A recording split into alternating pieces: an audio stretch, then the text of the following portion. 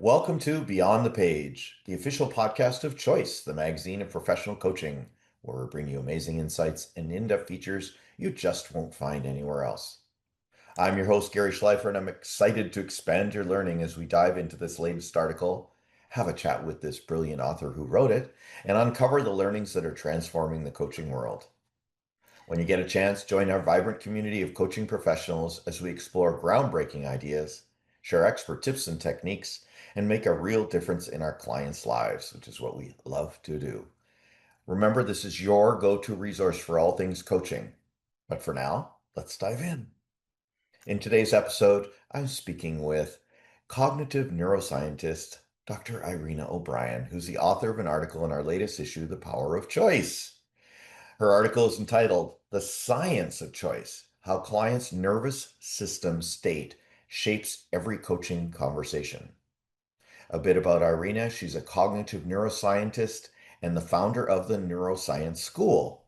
She specializes in translating brain science into practical tools for coaches and helping professionals with a focus on the neuroscience of change, decision making, like choice, and nervous system regulation.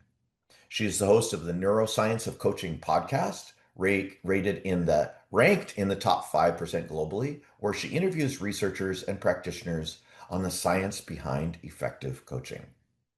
She teaches internationally and works with experienced coaches who want deeper scientific insight to support meaningful, sustainable change in their clients, which is exactly what her article talks about. Welcome back, Irena. Good to have you here again. Oh, it's so great to be here, Gary. Thank And you for inviting me. oh, well, this is the thing, listeners. It's when Irina writes, automatically kind of gets bumped up to the top of the list of acceptable articles because she comes from that neuroscience perspective. And that's one area that, as we were talking about in the green room, not a lot of people speak about. So we're very thankful to have her contributing on a regular basis and being a force of neuroscience learning in the coaching world and obviously the world in general. So, what made you decide to write for this particular issue? I'm really passionate. I'm passionate about neuroscience. I know. Yes. And so any chance that I get to talk about nervous system regulation, how our biology really informs our choice. And by biology, I mean we're a mind-body system. So it's how am I going to word that? So it is our biology Right. that Oh, I informs our get it. choices. Yeah. Absolutely. And most people don't know that.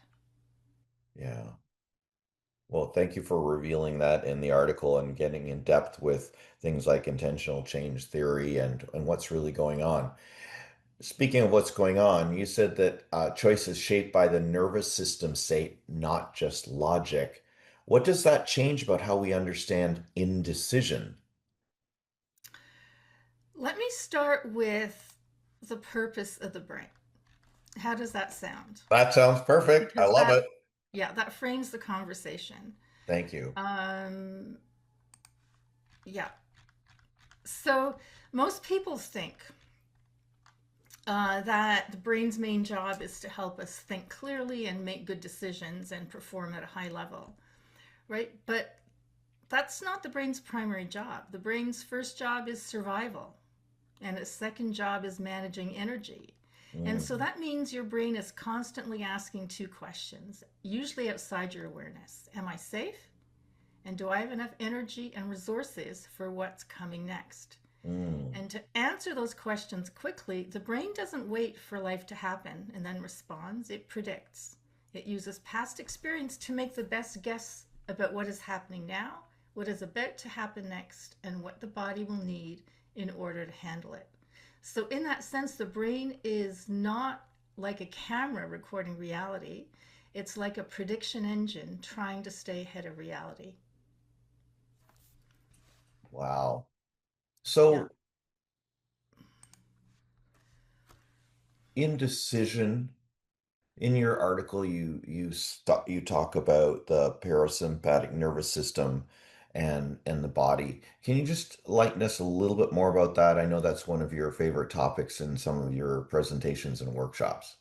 Yeah. Did you want me to go through like Boyatzis intentional change theory? Actually, you know what? That'd be a good idea. How does Yeah. that reflect into this conversation? Yeah. I think that's a great place to start.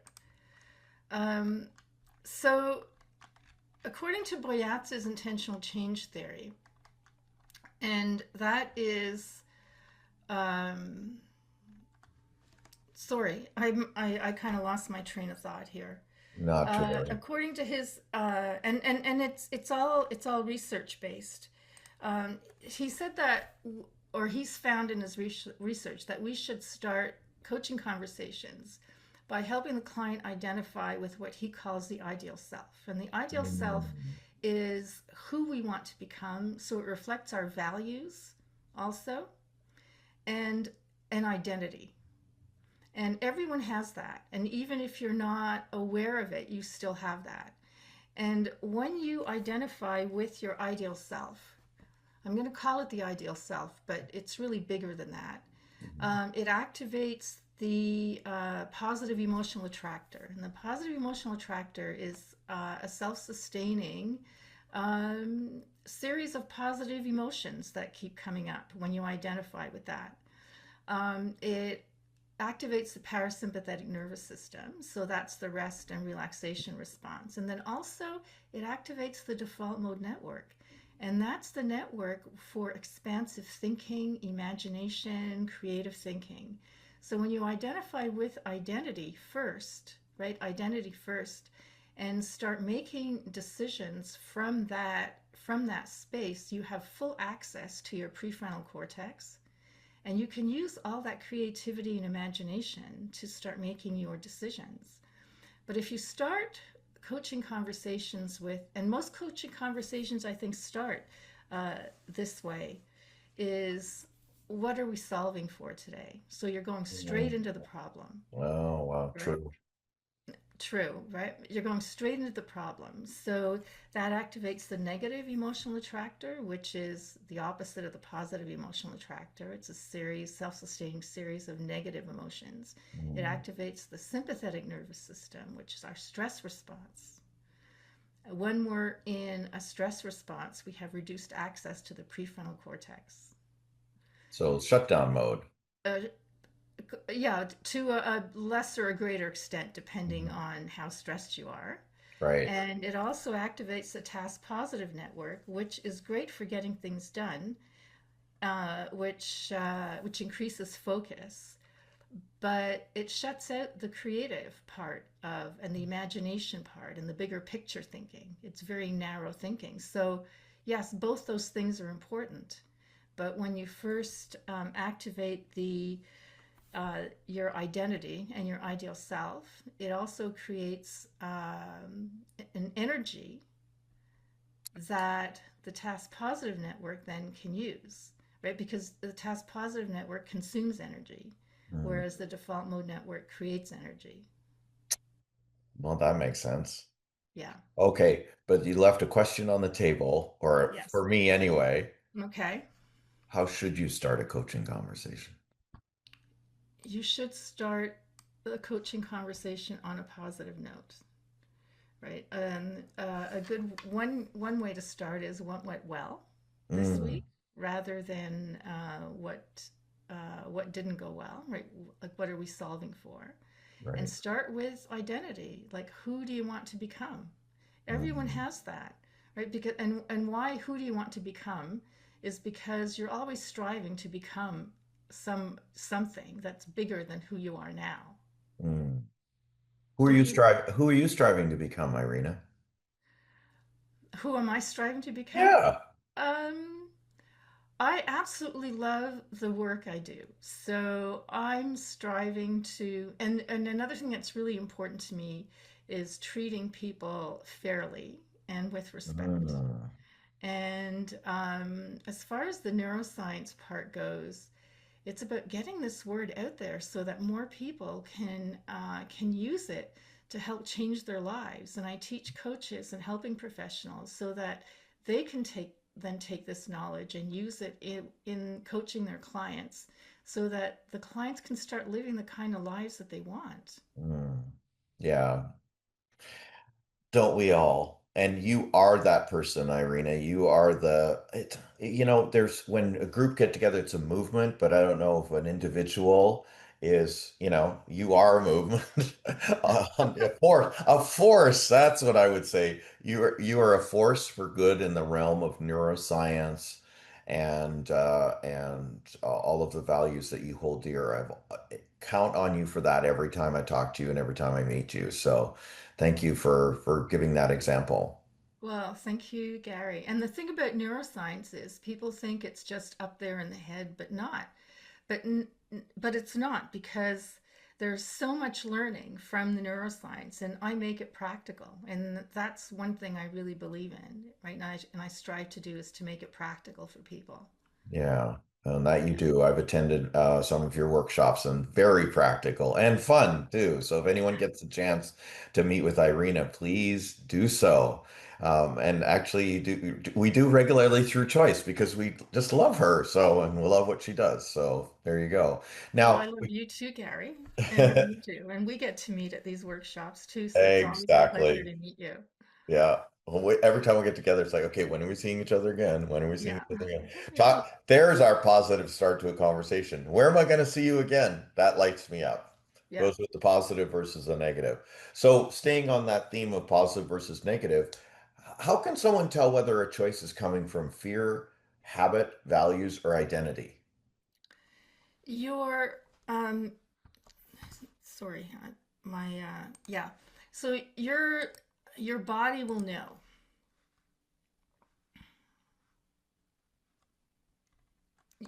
Your body reacts first, and so your body will know.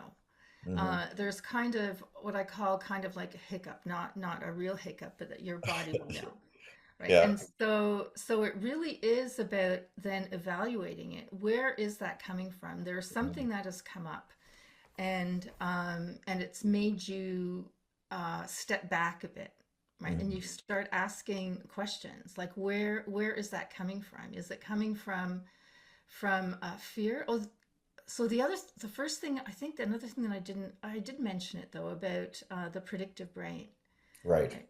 So and that the brain's first job is really to safety and to conserve energy. And Hmm.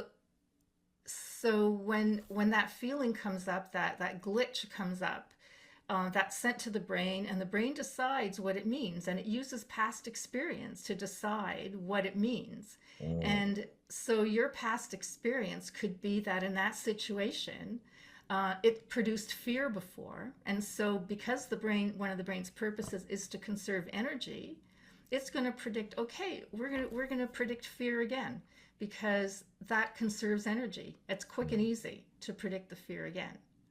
Yeah. So it's Past. about evaluating, and what is it about the fear? Is it that you're not aligned with it? Is it a decision that you're trying to make that is, let me give you an example. So I have a coach who had been encouraging me to develop a certain program, Okay. and I'd been working on it, but I kept postponing the launch date. Hmm. And every week I would say, well, I'm going to do it next week. And then I'm going to do it next week. And I just didn't do it. And I thought it's because I have a problem with uncertainty. And the Mm. thing about uncertainty too is that it consumes energy, right? And the brain doesn't like to, and the brain likes to conserve energy. It can, and so it was, I was making a moral judgment, right, Hmm. about myself that I just have a hard time with uncertainty. But then my mentor, when I brought that up to my mentor only last week, he said, "No, with what you're trying to do, there's like he knows me well. He says there's too much uncertainty there for you." And so I canned the project. I'm not doing it. But the more I thought about it, and I realized that it wasn't the uncertainty that was tripping me up, it was that I wasn't aligned with it. Right. So it did not reflect my identity. It didn't reflect who I wanted to become. Mm. And so uncertainty is also fear, right? Because the brain doesn't like uncertainty. Mm. Wow, what a great example. Reminds me Yeah. of a few things that I've said yes to and then I said no to. But you can see how it takes the moral judgment away from Right? it. Right? Yeah. And it could also be the reason is that you just don't have the capacity, the energetic capacity. Maybe you didn't sleep well the night before. Maybe your nervous system is running on empty and you just don't have the capacity today or ever, right? Right. Maybe you'll have the capacity tomorrow to do it. And we all have those days where we have low energy and we're Mhm. trying to make these big decisions with low energy. Right. Not a good combination. No, not at all. Not at No. all. No, that well said. Thank you very I much. have more to add on that, Oh, right? please. Yeah, so there's an elegant research study. I can't remember who the author is, but it is on my blog. They had people do tasks in a lab for 6 hours. Hmm. One group did easy cognitive tasks, and the second group did hard cognitive tasks for 6 hours, which kind of resembles a workday, right? In a Yeah, way. right. Well, that's Yeah, true. Yeah. yeah, and so I mean that was their purpose. And periodically throughout the day, they would have them make decisions, and the decisions were either immediate reward or later reward, and also were was it an easy decision? Some of them were easy decisions, some of them were hard decisions. And what they found was, as the day went on, the people who were doing the hard cognitive tasks all day, their decisions became more immediate reward and easier because they Oh, just no longer had the cognitive capacity or the energetic capacity to make these hard decisions. oh, very interesting. And those who were doing easy cognitive work, their decision making did not change Hmm. throughout the day. And so most of us are in the second group, in the hard cognitive work group. Right? And so when you're trying to make these important decisions at the end of the day, you know, these immediate reward and easy decisions might not be the best decisions in the circumstances. Wow, good pointing. Yeah. Good pointing.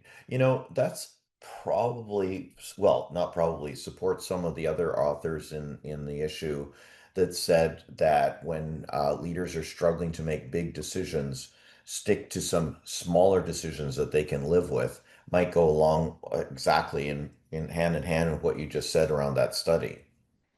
Yes. And I'm a big proponent of breaking things down into small tasks because Mhm. sometimes that's all that's needed. Maybe what you're trying to do is just really big and your brain reacts and goes, "Oh no, I can't do that." But if you break it down into small tasks, it might be able to do it. It might let you do it without having that nervous system glitch or have only a small glitch and not a big glitch. And what happens with your brain when you accomplish small tasks over and over? You get Release more. of dopamine. Exactly. Yeah, yeah. So I know someone who called it a dopamine drip. So dopamine drip, dopamine drip, how you access Yeah. that is you break down your work into small tasks that you can win at, that you're successful at, Right. and you can just keep stacking them all day long, and you'll Right. have that dopamine. And it actually works. If you start your day with a Hmm. small task that you can win at, Right. that you can succeed at, and it releases that dopamine, it can set you up for a really productive day. Wow. That's Very not true. taxing on the nervous Yeah, system. exactly. Yeah. Exactly. Oh, I long for those days when there are only small decisions to make all day long. Well, thank you so much, Irina. What would you like our audience to do as a result of the article in this conversation, other than A, sign up for your neuroscience school? Yeah, I would like them to do that. Oh my gosh. This is going to be on the podcast. Yes. I did, And but I did send you the link. I do have a yep. download. I did send you the link, but I forget what it is. I I forget. love it I because forget what the link is. because the decision was made, the action was taken, and now you just rely on Nancy and myself to make sure it's there. So, folks, just click on down below this podcast and you'll find the mystery surprise gift that Irena has given to us and won't tell us about? There are well, no, there are two in there, and one of them is about 10 coaching strategies that coaches can use that use immediately that will make a difference to your Right. clients. Excellent. And the next one is brain-based coaching. So it is about a little bit Boyatzis intentional change theory and how to structure a coaching conversation. Awesome. Yeah. Excellent. And I have to say, kudos to your Sunday brain bites. For anybody who wants to stay connected to neuroscience and Irena, at the very least, sign up for the Sunday Brain Bites.